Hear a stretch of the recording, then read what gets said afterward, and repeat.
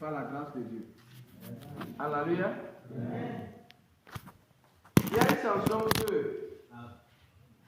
qui a dit tu es le Seigneur, mon Dieu, tu es le Seigneur. Tu as créé le ciel et la terre, tu es le Seigneur. Rien n'est impossible à toi, tu es le Seigneur. J'aime enseigner d'une manière différente. Quand j'enseigne, j'aime entendre certaines sons. Donc, ça n'était. Notre frère va jouer, que ça ne te gêne pas. Même quand on va prier, ça va jouer. Hein? J'espère que ça ne te gêne pas. Amen.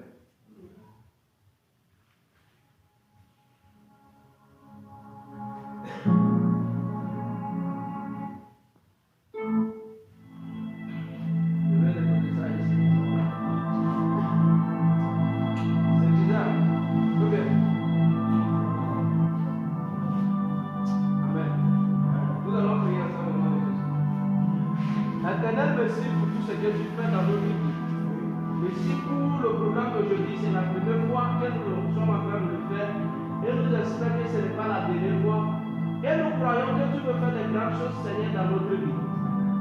Que ton nom se manifeste, Seigneur, et que ton nom soit glorifié dans nos vies au nom de Jésus.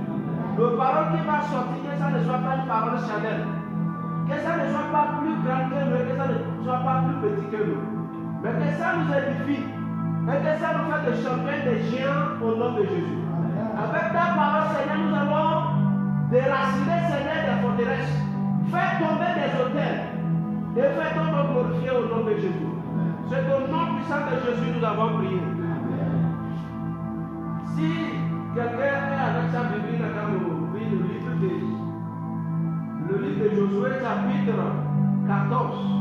Le livre de Josué chapitre 14, le verset 6 à 14. On va lire ça rapidement. Si quelqu'un... 14. Le fils de Judas s'approchait de Josué. Oui. À Gilgal. Oui. Et Caleb, fils de Jephthé, le Kénizien, lui dit tu sais ce que l'Éternel a déclaré à Moïse, l'homme de Dieu, au sujet de moi et au sujet de toi, à Kadesh Barnéa.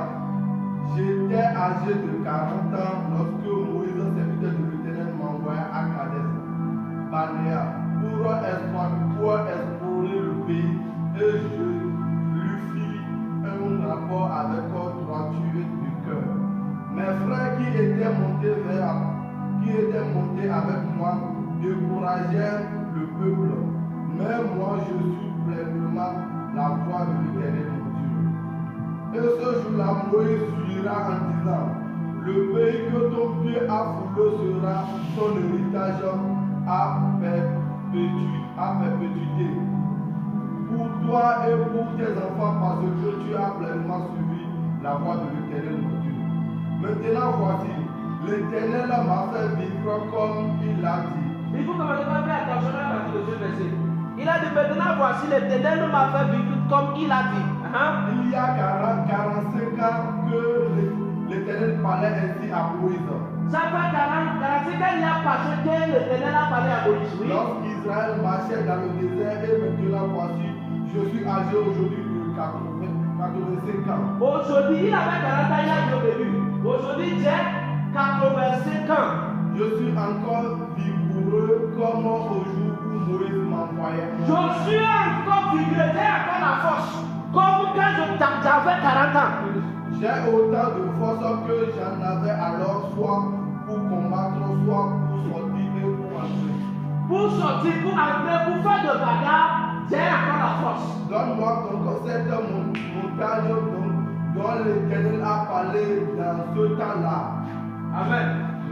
Car c'est bon déjà, c'est bon. Je veux que tu dises, donne-moi ce montagne. Donne-moi ce montagne. Donne-moi ce montagne. Donne-moi ce montagne. Quand on parle de montagne, on parle de blocage. Quand on parle de montagne, on parle d'un obstacle. Quand on parle de montagne, on parle de quelque chose qui ne permet pas l'homme d'avancer. Maintenant, Caleb dit, donne-moi ce montagnes. Mon message aujourd'hui est intitulé Donne-moi cette montagne. Amen. Donne-moi cette montagne. Si tu continues de lire ce verset, tu vas voir que le montagne que Caleb a dit de me donner, il y a des géants qui sont là. Les Anakim sont là. Quand on parle des Anakim, c'est des géants. Des hommes que tu vas voir, les tailles prêts à terre, c'est d'autres. C'est Goliath dont la Bible nous a parlé et le descendant des Anakim. Mais Caleb a 85 ans, il dit encore, donne-moi ce montagne. Je vais aller faire bagarre. Et si l'Éternel est avec moi, je vais gagner. Si l'Éternel est avec moi, je vais prendre cette terre en possession. Alléluia. Il y a certaines montagnes qui nous font peur. Aujourd'hui, le message là te parle, il me parle, que toi-même tu vas te lever, tu vas dire Dieu, donne-moi cette montagne. Je vais posséder cette montagne. Alléluia. Aujourd'hui, c'est la première fois que nous sommes en train de rassembler ici. Quand je préparais ce message il y a 3 jours, je me suis arrivé à un point où je suis calmé. Est-ce que le message là ne dépasse pas les gens que je vais enseigner ça? Est-ce que nous sommes préparés pour écouter ce genre de message? Parce que ce que nous m'avons nous dit, et ce que nous sommes en train de nous dire maintenant, ce n'est pas quelque chose, peut-être tu vas attendre, on va t'enseigner ça de l'église. Amen. Il y a cette montagne de vie. Avant-hier, j'avais parlé de ça. Que je vais parler de donne-moi cette montagne. Il y a cette montagne de vie que nous, les chrétiens, nous devons posséder. Parce que si nous n'avons pas encore possédé cette montagne, de 50 à 100 ans, on va oublier la christianisme. De 50 à 100 ans, quand tu vas dire à quelqu'un, tu prier au nom de Jésus, il va te dire pour faire quoi? De 50 à 100 ans, quand tu vas dire quelqu'un vient à l'église, il va dire c'est seulement le pharisien qui va à l'église. Si nous ne possédons pas cette montagne, amen. Le Seigneur va nous aider au nom de Jésus. Si je n'ai pas fini l'enseignement aujourd'hui, ce n'est pas grave. Le programme n'est pas encore fini, on va continuer à quelque part. Mais ce qui est plus important, c'est que si nous avons compris déjà le clé de le message, le Saint-Esprit peut t'aider à développer ça encore chez toi. Et tu vas prier avec. Le 7 montagne d'influence et de dominion sur cette terre. Le premier, c'est la religion. Amen. Le premier, c'est la religion. Toi, tu es venu ici parce que tu crois quelque chose. Tu es en train de m'écouter, c'est parce que tu crois quelque chose. Il n'y a pas quelqu'un sur cette terre qui n'a pas en train de suivre quelqu'un. Tout ce que nous croyons aujourd'hui, c'est quelqu'un qui nous a informé ça. Et si ce n'est pas vrai? Et si le nom de Jésus que nous sommes en train de prier, c'est une manipulation, c'est une mensonge. Est-ce que tu es sûr en toi que Jésus dont nous sommes en train de parler, ce n'est pas le grand qui a mené ça pour tourner notre tête? Et si c'est Jésus est faux? Il y a des gens, le manière qui fait avancer leur religion, c'est de faire tuer quelqu'un. Si tu refuses d'accepter, on te tue. C'est une religion aussi. Même dans le christianisme, le ténèbre est en train de chercher des gens qui vont le représenter. Parce qu'aujourd'hui, nous avons des faux. Des faux pasteurs, que ce soit dans le christianisme. Nous avons des faux hommes de Dieu qui sont là pour trahir les gens. Après le programme qu'on a fait ici, je sais combien de personnes qui sont venues me rencontrer, je sais combien de femmes j'ai conseillé, je sais combien de femmes j'ai prié avec. Il y a des gens qui viennent me dire que n'entendent pas ici pour prier. Un homme de Dieu va dire si tu ne gardes pas tes pieds pour que ton âme ne peut pas prier.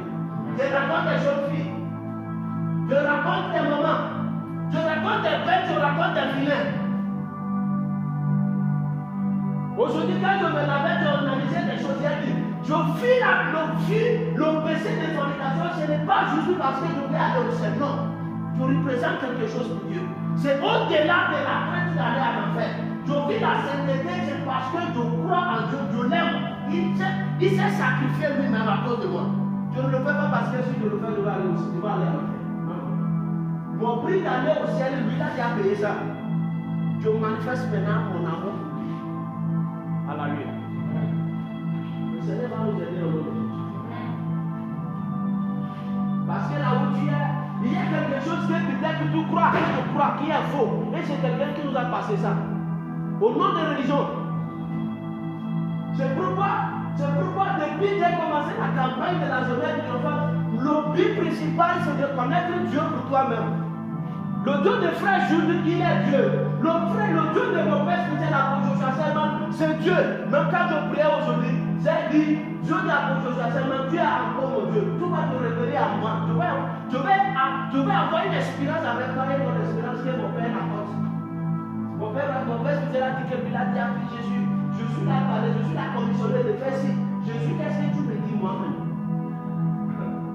Le Seigneur va nous aider. La religion, c'est numéro 1 des problèmes que nous avons sur cette terre aujourd'hui. Numéro 1 des problèmes que nous avons aujourd'hui. La guerre que tu vois ici par là, le Boko Haram que tu vois ici par là, des différentes guerres se produisent aujourd'hui à cause de la religion. Le diable dit ça. Et l'Éternel cherche les gens qui vont le présenter. Je vais te dire quelque chose. Quand on fait le prière de notre Père qui est dans le ciel, n'est-ce pas? Nous, quand on vient sur cette terre, ça veut dire que la terre devient ton colonie. Que la terre devienne le territoire qui va refléter ta gloire. On fait des choses religieusement ne comprennent pas. Amen. Il y a beaucoup de choses que nous disons. Même ne comprennent pas ce que ça signifie. On récite ça seulement. J'avais dit ça quand on faisait le séminaire ici. Je vais répéter ça aussi aujourd'hui. Je ne suis pas les enseignants qui viennent pour détruire la Bible et raconter l'histoire. Nous sommes appelés différemment. Le Seigneur va nous aider au nom de Dieu. Ce que j'enseigne peut-être ça fait un peu de choc parce que tu n'as jamais entendu ça comme ça. Mais il faut m'expliquer, c'est comme ça qu'on m'appelle. On ne m'a pas appelé plus chez les gens. Le deuxième montagne de cette vie, c'est la famille. La famille, une famille. Il n'y a pas quelqu'un ici qui n'a pas sorti d'une famille. Le président Talon a une famille. J'ai une famille. Celui-là qui se tient debout sur la route pour braquer, tuer les gens, a une famille. Quel modèle on nous a donné comment élever une famille? Dans cette village-là, à 23 ans, à 0 ans, à 1 an, à 2 ans, tu vois les enfants dehors.